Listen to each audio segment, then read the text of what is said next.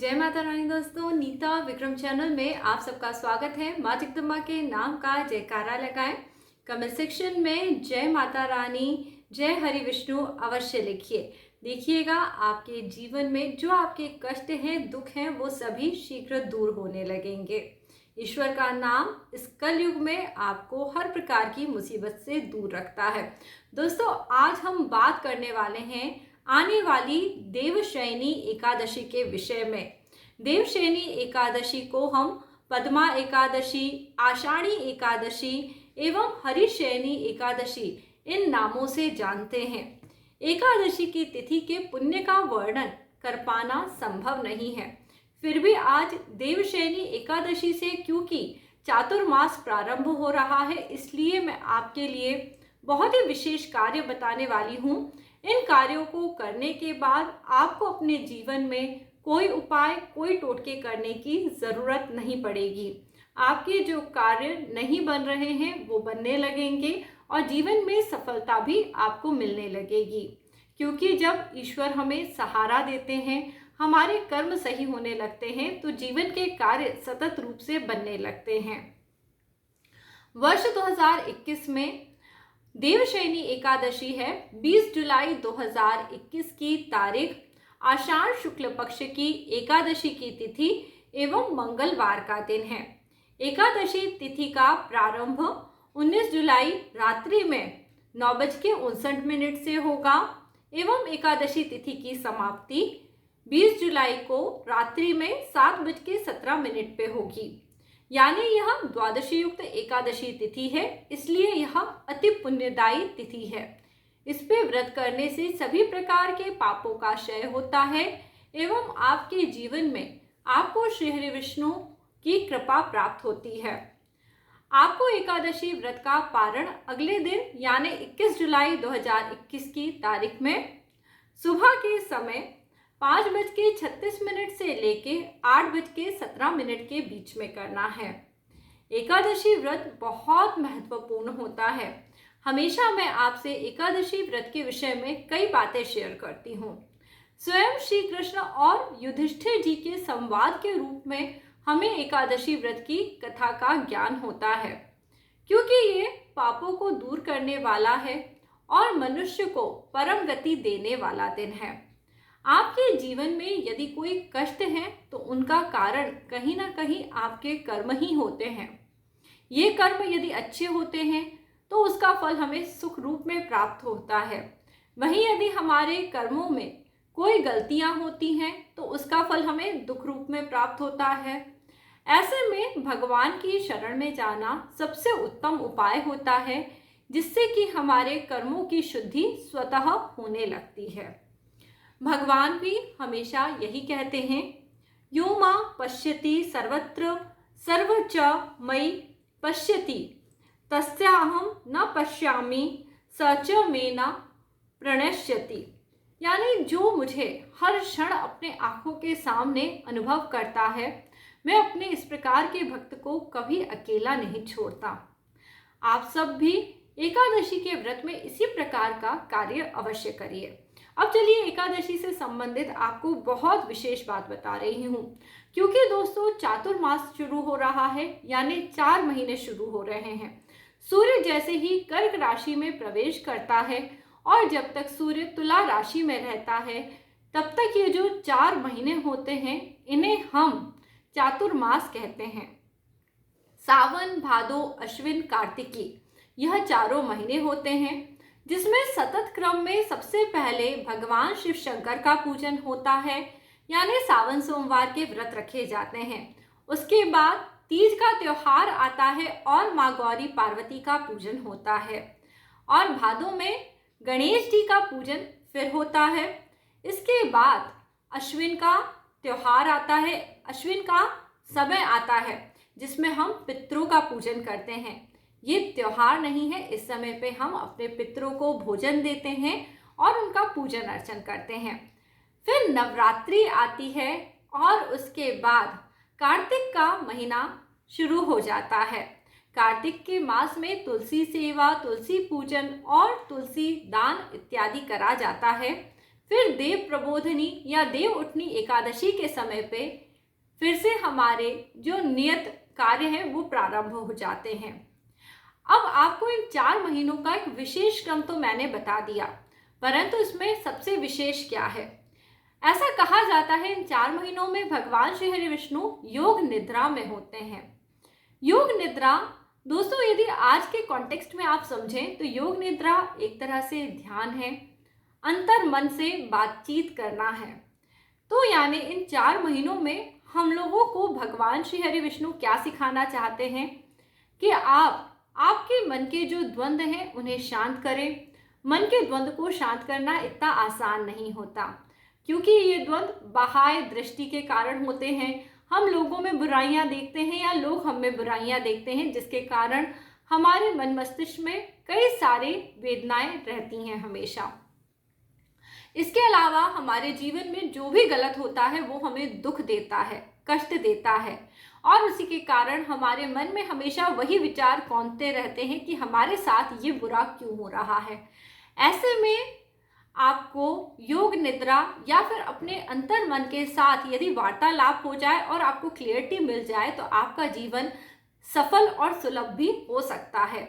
यानी ये 4 महीने आपके जीवन में जो आप पाना चाहते हैं उसके लिए आपको क्या रूपरेखा तैयार करनी है, किस प्रकार से अपने कर्मों को सुनिश्चित करना है कि आपको उत्तम फलों की प्राप्ति हो, ये बताएंगे।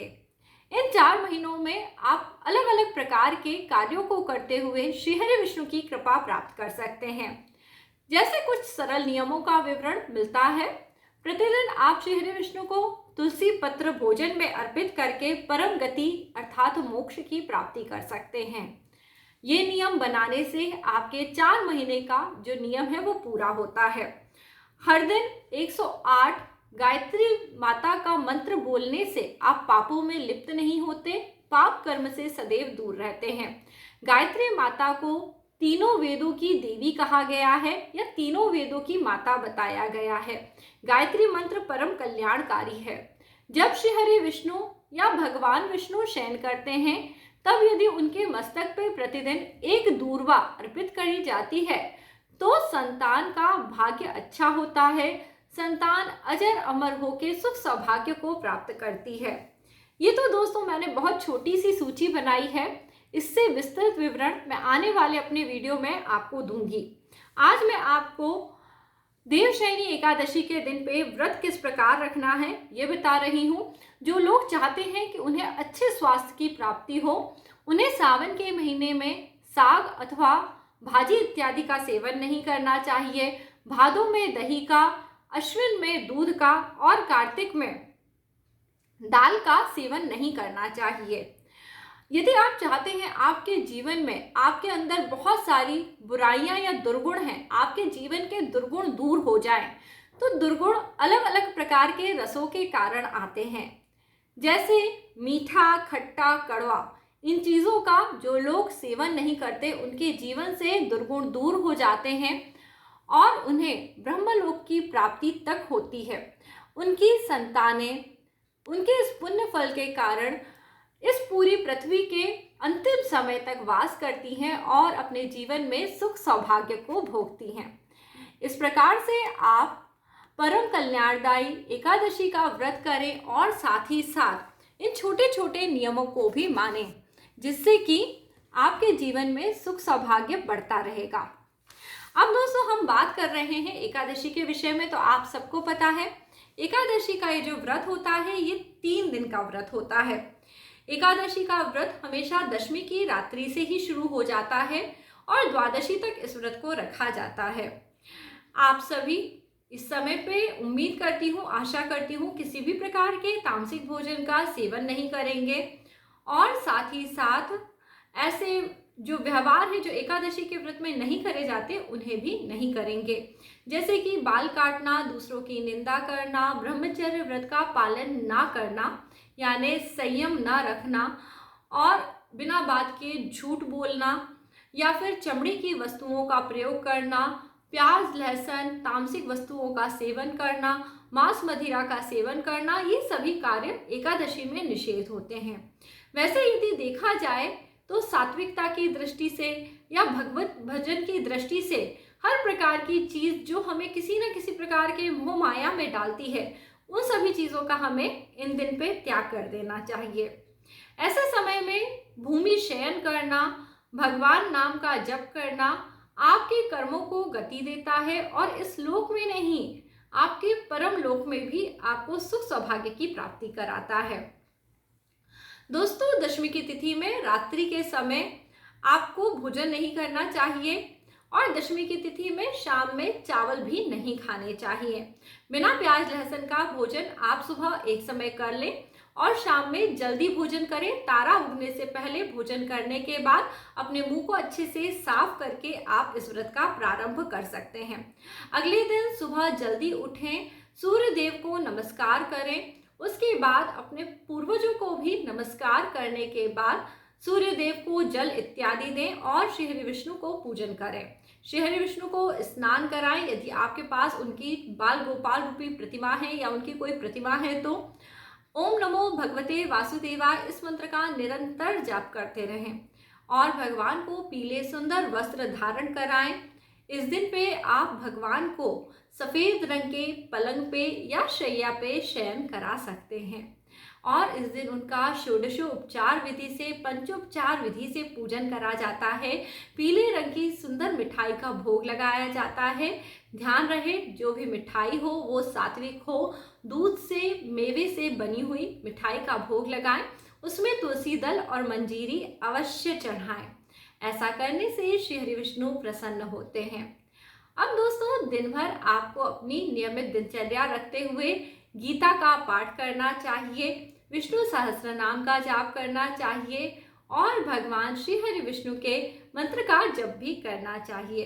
इस प्रकार से देवशयनी एकादशी पे पूजन अर्चन आप सभी को करना चाहिए। इससे आपको उत्तम फलों की प्राप्ति होती है और रात्रि के समय थोड़े समय जागरण करते हुए मंत्र जाप अवश्य करें।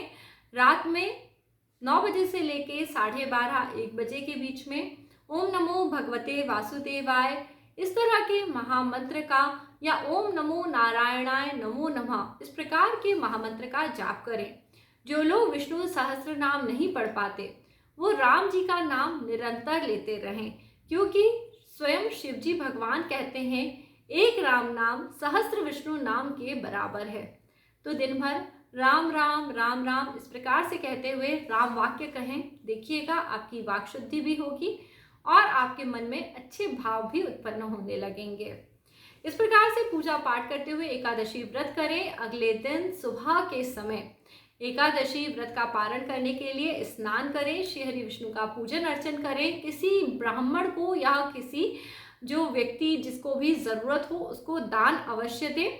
दान में आप चावल दे सकते हैं या फिर जो भी भोजन की वस्तुएं होती हैं वो सभी वस्तुएं आप दान में दे सकते हैं।